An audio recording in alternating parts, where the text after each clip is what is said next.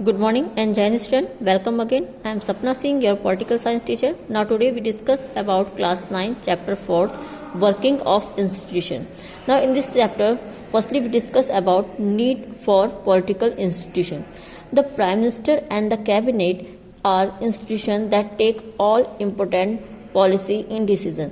जैसा कि हम जानते हैं कि कोई भी गवर्नमेंट बनती है तो किसी भी कंट्री को चलाने के लिए गवर्नमेंट की नीड होती है, और जो गवर्नमेंट का जो हेड होता है वो कौन होता है? पीएम होता है। कैबिनेट का हेड कौन होता है? पीएम होता है, जो सारे इंपॉर्टेंट डिसीजन लेता है कि कंट्री में कौन क्या क्या किया जाएगा, क्या नहीं किया जाएगा। जितने भी पॉलिसीज हैं उनका डिसीजन कौन लेते हैं? Prime minister, cabinet and parliament लेती है। The civil servants working together are responsible for taking steps to implement the minister and decision. अब जब ये डिसीजन लिए जाते हैं तो इन डिसीजन को इम्प्लीमेंट कौन करवाते हैं? सिविल सर्वेंट्स, यानी IAS and PCS officer. Her district में जो भी गवर्नमेंट ने लॉ बनाए हैं, रूल्स बनाए हैं, उनको इम्प्लीमेंट करवाने का वर्क किसका होता है? सिविल सर्वेंट्स का होता है। And supreme court is an institution where disputes between citizen and the government are finally settled. अब कभी भी कोई लॉ बनाया जाता है, लाइक हम सिटीजनशिप बिल के को एग्जाम्पल ले लेते हैं, जो अभी मोदी गवर्नमेंट ले लिया, उसमें बिल तो पार्लियामेंट में पास हो गया, बट जो पब्लिक थी वो उस पर एग्री नहीं हुई और उसके अगेंस्ट में प्रोटेस्ट करने लगी। अब ऐसी कंडीशन में जब पब्लिक और गवर्नमेंट के बीच में डिस्प्यूट होता है तो उसका सोल्यूशन कौन करेगा? कोई लीडर नहीं करेगा इसको सोल्यूशन। अगर लीडर करेगा तो वो अपने बेनिफिट पे करेगा, तो इसको सॉल्व कौन करेगा? सुप्रीम कोर्ट, हमारा जुडिशरी सिस्टम। अगर कभी भी किसी भी गवर्नमेंट में या सिटीजन में या स्टेट गवर्नमेंट में, सेंट्रल गवर्नमेंट में कोई भी डिस्प्यूट हो जाता है तो उसको सॉल्व कौन करता है? हमारा जुडिशरी सिस्टम, हमारा सुप्रीम कोर्ट। नाउ नेक्स्ट है parliament. In democracy N assembly of elected representatives exercise supreme political authority on behalf of the people. Starting के चैप्टर में हम रीड कर चुके हैं, जब कोई गवर्नमेंट हम चूज करते हैं, हम अपने रिप्रेजेंटेटिव को चूज करते हैं, तो वो सारे मेंबर्स कहाँ जाते हैं? पार्लियामेंट में बैठते हैं, जिसको हम एमपीज बोलते हैं, मेंबर्स ऑफ पार्लियामेंट। ठीक है, अब ये जो रिप्रेजेंटेटिव हम चूज करते हैं वो हमारे बिहाफ पे क्या लेते हैं? डिसीजन लेते हैं। In India such as national assembly of elected representative is called parliament. Parliament and two houses of parliament. In our country, the parliament consists of two houses. The two houses are known as the Council of States, means Rajya Sabha, and the House of the People, means Lok Sabha.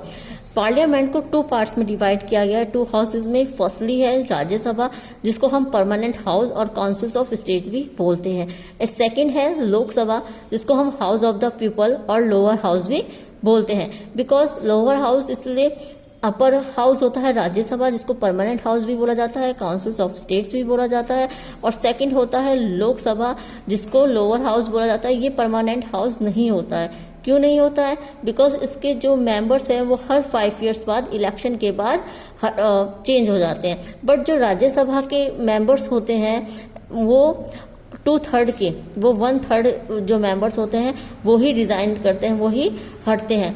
Her after 2 years वहां पे election होते हैं, only 1/3 member ही हटाए जाते हैं, इसलिए उसको permanent house बोला जाता है। The total member of elected members of Lok Sabha is 543 and plus 2 Anglo Indian nominated members. Lok Sabha में कितने टोटल मेंबर्स हैं? 543 मेंबर्स होते हैं, और 2 मेंबर्स कौन होते हैं? एंग्लो इंडियन, जिसको कौन नॉमिनेट करता है? जिसको प्रेसिडेंट नॉमिनेट करता है। ठीक है, ये जो 2 एंग्लो इंडियंस होते हैं इनको प्रेसिडेंट नॉमिनेट करता है। And the total number of members of Rajya Sabha is 238 plus 12 nominate members. इसी तरह राज्यसभा में 238 मेंबर्स होते हैं, जिनको स्टेट्स के जो मेंबर्स होते हैं वो इलेक्ट करते हैं। इसमें 12 मेंबर्स नॉमिनेट कराए जाते हैं प्रेसिडेंट के द्वारा। ये 12 मेंबर्स वो होते हैं जो क्लास के द्वारा, क्लास मीन्स जो क्लासिक में, लॉ में और स्पोर्ट्स में, एक्टिंग में जिन्होंने नाम कमाया होता है, उन मेंबर्स को इसमें नॉमिनेट करा जाता है। नेक्स्ट है executive. At different levels of any government, there are various functionaries who take day-to-day decision and implement those decision on behalf of the people. ठीक है, जिस गवर्नमेंट को हम चूज करते हैं एग्जीक्यूटिव को, वो क्या करती है हमारे बिहाफ पे डिसीजन लेती है, उसको हम एग्जीक्यूटिव बोलते हैं।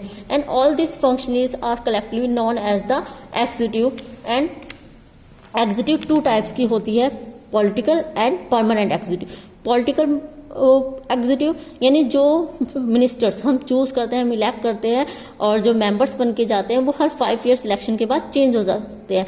बट परमानेंट एग्जीक्यूटिव कौन होते हैं? परमानेंट एग्जीक्यूटिव जो IAS PCS ऑफिसर होते हैं, जिनको सेंट्रल गवर्नमेंट के द्वारा एग्जाम के द्वारा जिनको चूज कराया जाता है, और ये तभी अपने सीट से, पद से हटाए जा सकते हैं जब इनका वर्किंग पीरियड खत्म हो जाता है, यानी ये 60 ईयर्स की एज पूरी कर लेते हैं या इन पे कोई इम्पीचमेंट नहीं लगा होता है, तभी इनको हटाया जा सकता है। The one which is elected by the people for only a specific period of time is called the political executive, and it signifies the government of a country.